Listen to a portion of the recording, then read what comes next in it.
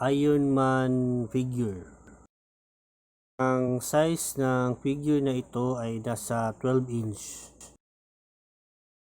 Ito ay Titan series. Meron siyang markings at authentic siya. Meron lamang siyang basic na articulation. Nagagalaw yung ulo niya, yung dalawang braso niya, pati yung legs niya. Plastic lang ang kanyang material. Magaan lang din siya. Wala siyang box. Ito ay second-hand lamang. Makinis pa siya. Pwede siyang panglaruang pangbata.